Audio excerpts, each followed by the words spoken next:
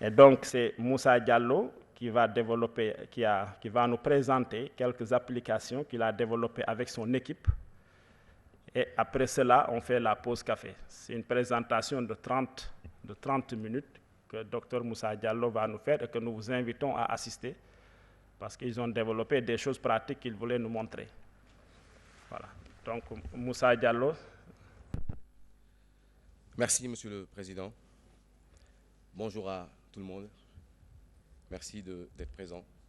Alors, je voudrais vous présenter un prototype d'une station météo autonome et connectée que j'ai réalisé avec les étudiants en DIC, donc diplôme d'ingénieur de conception en 3e année, option télécommunication de réseau à l'ESP, en collaboration avec le professeur Bamba Gueye de la section informatique de la faculté des sciences et le docteur Simine Dramé du département de physique à la faculté des sciences. Donc c'est un travail qu'on a réalisé dans le cadre d'un projet, et donc les étudiants ont apporté leur contribution, d'accord, et je ne les remercierai pas assez. Alors, puisque c'est un travail d'ingénierie au service de la science, on va d'abord commencer par la problématique. Il y a un problème qui est posé, et en tant qu'ingénieur, on va essayer de proposer une solution pour finir par conclusion et perspective. Donc on va d'abord commencer par bien expliquer la problématique et après la solution. On va commencer au niveau de la problématique par définir d'abord ce que c'est qu'une station météo, parce que je pense que dans le public aujourd'hui, ici, il n'y a pas beaucoup de spécialistes de l'environnement. Alors une station météo est un ensemble de capteurs qui enregistrent, fournit des paramètres météorologiques liés aux variations du climat.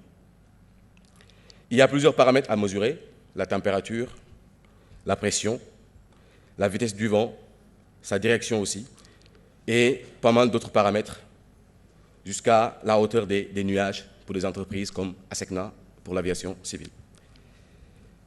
Il y a donc plusieurs types de stations météo. Il y a des stations agrométéorologiques pour des champs, pour avoir des données sur le climat, pour peut-être optimiser l'arrosage et les dates de semences, etc.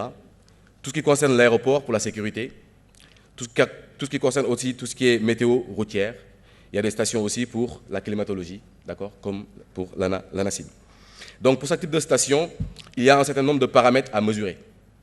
Si on prend l'exemple, par exemple, d'une station agrométéorologique, on aura peut-être besoin plus de la pluviométrie que de la visibilité. On est d'accord. Si c'est par contre pour la météo routière, on aura plus besoin de la visibilité, du vent, etc. Donc, ces données-là relevées sont soit stockées en local, si les données sont bien sûr exploitées localement, comme le cas d'un champ, où on a besoin juste d'avoir les paramètres sur place, ou transmises vers un site de collecte, ce qui concerne un peu l'ensemble des entreprises qui ont un besoin d'avoir une vision sur l'ensemble de l'évolution climatique d'un pays, notamment l'ANACIM, qui est notre agence nationale pour l'aviation civile et météorologique, ASECNA, qui doit suivre l'évolution du climat et les paramètres sur une zone qui est plus large, parce que c'est une entreprise multinationale, mais aussi des laboratoires de recherche, comme le laboratoire LPA de l'ESP, physique, d'accord, qui étudie un peu tout ce qui est la physique de l'atmosphère. Donc, les travaux que nous avons proposés, c'est plus pour ces parties-là où on doit collecter les données vers un site de collecte. Alors, il y a plusieurs solutions aujourd'hui, parce que quand même, on a dans ce pays pas mal de laboratoires ou pas mal de structures où on arrive quand même à suivre la météo.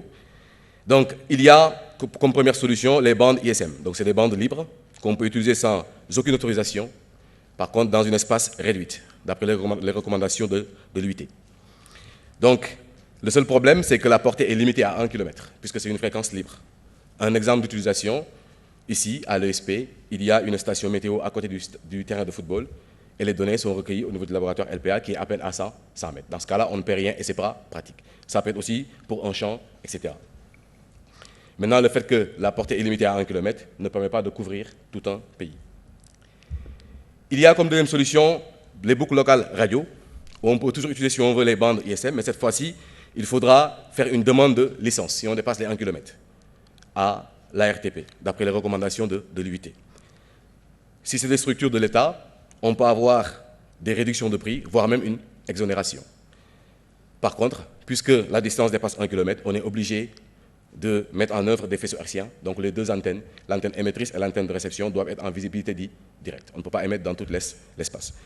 Les inconvénients, c'est que la portée maximale aujourd'hui est limitée à 50 km. On peut faire des